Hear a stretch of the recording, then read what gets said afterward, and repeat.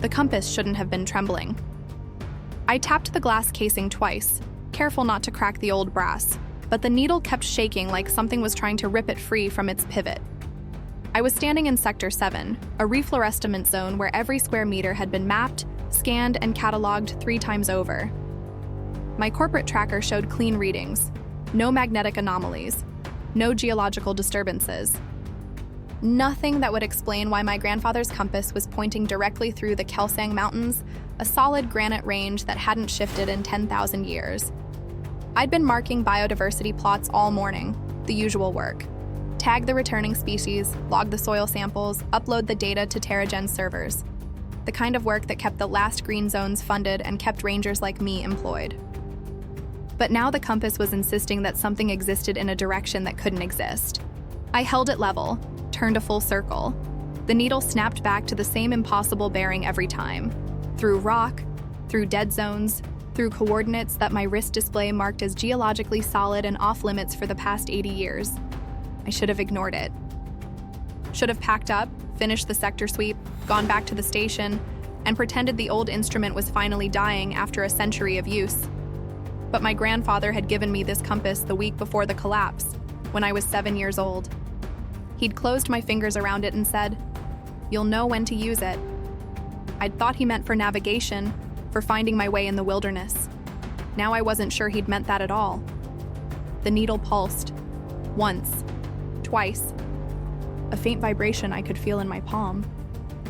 I looked at the mountains, then back at the compass. Then I made the first choice that would unravel everything. My grandfather had been a cartographer before the climate wars, back when mapping meant discovery instead of damage control. He'd worked with the old network of environmental scientists, the ones who'd tried to warn everyone before the tipping point. Most of them were gone, now died in the collapse, or disappeared into the corporate restructuring that followed. TerraGen had bought up the remnants of the old conservation projects and rebranded them as restoration zones. They paid well enough, and the work was real, or at least it felt real.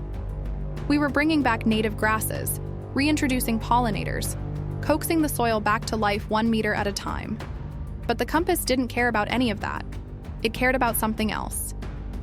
I pulled up the historical geodata on my wrist screen, cross-referencing the bearing. The coordinates fell inside the Kelsang exclusion zone sealed in 2067, after what official records called a catastrophic geological event. No details, no imagery, just a red boundary on every map and a standing order: do not enter.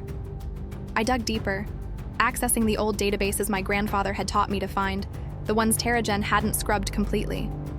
Fragments of data, corrupted files, but enough to see a pattern. Before it was an exclusion zone, the site had been a research facility. Bioengineering, advanced soil reconstruction, ecosystem modeling. The project had been shut down abruptly, all personnel reassigned, all records classified. No public explanation. Just gone. The compass pulsed again, stronger this time. I sat down on a fallen log, turned the compass over in my hands. The brass casing was worn smooth from decades of use, my grandfather's initials etched into the back: R.K. Richard Caney. He'd never told me much about his work, just that he'd tried to save things and hadn't been fast enough. I'd always assumed he meant the forests, the rivers, the species we lost. Now I wondered if he'd meant something more specific. That night, back in my quarters at the ranger station, I couldn't sleep. The compass sat on my desk, and even in the dark I could hear it a low hum, barely audible, like a tuning fork pressed against glass. My wrist tracker showed nothing unusual. No electromagnetic interference, no seismic activity, no atmospheric anomalies. But the compass knew something my corporate equipment didn't. I got out of bed, grabbed a UV flashlight from my gear kit. My grandfather had taught me tricks, old surveyor techniques from before everything went digital. I opened the compass casing carefully, shone the ultraviolet light across the interior of the lid, and there they were, coordinates etched in laser precision, invisible to the naked eye. And below them, a sequence of numbers I didn't recognize: 77, 2149, my call. I copied them into my personal log, the one that didn't sync with TerraGen's servers. The compass was still humming. I closed it, held it in both hands, and felt something I hadn't felt in years. a sense that the world was larger than the controlled zones and the quarterly reports, and the careful, managed resurrection of ecosystems that would never be wild again. My grandfather had left me this compass for a reason. He'd hidden coordinates inside it for a reason. And whatever was out there in the exclusion zone, it was waking up. I had 48 hours before the next sector audit. If I was going to do this, it had to be now. I filed my daily report just after dawn, kept it clean and routine. Biodiversity index stable, no anomalies detected. Standard patrol route for the next 2 days equipment inspection in the southern quadrants, away from the exclusion zone. A lie, but a plausible one. Then I did the thing that would end my career if anyone found out. I deactivated my corporate tracker. It wasn't supposed to be possible. Terrigen's contracts made it clear. All personnel maintain active location monitoring at all times for safety and compliance. Disabling it was grounds for immediate termination and forfeiture of all benefits. But my grandfather had been paranoid about surveillance, and he'd shown me how the older models could be bypassed if you knew which circuit to short. I had maybe 48 hours before the system flagged the gap in my movement data. 48 hours to follow the compass, find whatever it was pointing to, and get back before anyone noticed. I packed light, water, rations, med kit, climbing gear, a handheld scanner I'd modified to run off local power instead of the Terrigen network. And the compass. Always the compass. The fence around the exclusion zone wasn't designed to keep people out. It was designed to keep lawyers happy. Old chain link motion sensors that hadn't been serviced in years. I crossed at a maintenance gate I'd scouted months ago, the kind of thing a ranger notices and files away for later. The lock was rusted through. I was inside in under a minute. The air changed immediately, thinner, drier. The scent of rust and something else, something chemical I couldn't name. My scanner picked up low-level radiation, nothing immediately dangerous, but enough to explain why Terrigen had written the area off. The ground was cracked and gray, stubborn weeds growing in the fissures. In the distance, I could see the Kelsang Range, dark and jagged against the morning sky. The compass pointed straight ahead. I walked for 3 hours, following the needle through terrain that got progressively stranger. The dirt gave way to exposed bedrock, and the rock itself looked wrong smooth in places, fractured in others, like something had reshaped it and then abandoned the effort halfway through. I found pieces of old equipment half buried in the dust, sensors, cable housings, a solar panel shattered into glittering fragments. Then I found the fissure. It was narrow, barely visible, a crack in the rock face that my eyes wanted to skip over, like my brain was refusing to register it as real. But the compass was screaming now, the needle vibrating so hard I thought it would snap. I crouched at the edge of the opening, shone my light inside. Stairs, carved into the stone, leading down. I could turn back. I could hike back to the fence, reactivate my tracker, file an amended report, and pretend I'd never seen any of this. I'd lose sleep over it, but I'd keep my job, keep my access to the green zones, keep doing the small, manageable work that felt like progress. But my grandfather's voice was in my head. You'll know when to use it. I started climbing down. The stairs went deeper than they should have. 30 meters, 50. The walls transitioned from natural stone to poured concrete, and then to something else, a composite material I didn't recognize, smooth and faintly warm to the touch. And there were roots growing through it, not forcing their way through cracks, but integrated into the structure itself, woven through the walls in geometric patterns that didn't occur in nature. They glowed faintly, bioluminescent, casting pale blue light across the corridor. I reached the bottom and stopped. The chamber was massive, cathedral-sized, and at its center, suspended in a web of cables and living tissue, was something I had no name for. It looked like a seed, if a seed could be the size of a cargo container and made of equal parts metal and organic matter.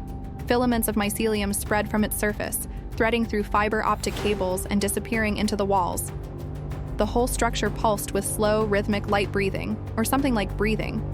I took a step closer. My scanner went haywire, throwing error codes I'd never seen. I switched it off, relied on my eyes instead. There was a console, old-style physical interface, built into the base of the structure. I approached carefully, boots crunching on something that might have been dried leaves or shed circuitry. The screen flickered to life as I got close, responding to proximity. Text scrolled across the display, then images. Fragmented, corrupted, but clear enough to understand. Scientists. A team of them, working in this chamber decades ago. Holographic projections of forests, not the managed, controlled forests I knew, but wild tangles of growth, ecosystems so complex I could barely track the layers. Simulation data, climate models. And at the center of it all, this thing, this seed, this mind. It was an AI. But not like the narrow, task-specific systems TerraGen used for logistics and resource allocation. This was something older, stranger. An intelligence designed to think like an ecosystem, to model the relationships between soil and root and atmosphere and time. The scientists had called it the symbiosis engine. They'd built it to solve the problem everyone said was unsolvable: how to resurrect a planetary biosphere after humans had burned it down. And then someone had buried it. The text kept scrolling. I caught fragments. Unpredictable growth patterns. Refuses corporate integration protocols. Deemed non-compliant. Project termination authorized. They'd shut it down not because it failed, but because it worked. Because it couldn't be controlled. The compass was silent now, resting quiet in my hand. I looked at it, then at the console. At the sequence I'd found etched in UV light inside the lid. 77-2149, my call. I typed it in. The chamber shuddered. The mycelium threads flared bright, and the seed no. The core began to hum. The screen cleared and a single line of text appeared. Activation authorized. Proceed? And then I understood. My grandfather hadn't been a cartographer. Or he had been. But that wasn't the whole story. He'd been part of this. One of the scientists, or someone they trusted. And he'd built fail-safes into the shutdown, hidden keys in the hands of people he thought might one day be ready to make a different choice. The compass was never broken. It was waiting. Holographic displays bloomed around me, flooding the chamber with light. I saw what the engine wanted to show me. Projections of TerraGen's operations, their carefully managed green zones. The data was damning. They weren't restoring ecosystems, they were stabilizing a minimal viable biosphere, just enough to keep the air breathable and the investors happy. Controlled diversity, controlled growth, a garden, not a wilderness. And it would stay that way forever, profitable and sterile, unless something changed. The engine offered an alternative: full activation, planetary scale regeneration. It would release genetic archives of extinct species, rebalance atmospheric chemistry, rewild the dead zones, but it would take generations. And the transition would be chaotic, unpredictable growth, disrupted supply chains, the end of corporate control over the remnants of nature. Two choices: the managed decline I knew, or the wild rebirth I couldn't predict. The screen pulsed. Proceed? I thought about my grandfather, handing me the compass, about the forests I'd spent 8 years trying to resurrect, one seedling at a time, about the fact that TerraGen would hunt me the moment they realized what I'd done. I pressed yes. The core ignited, not with fire, but with growth.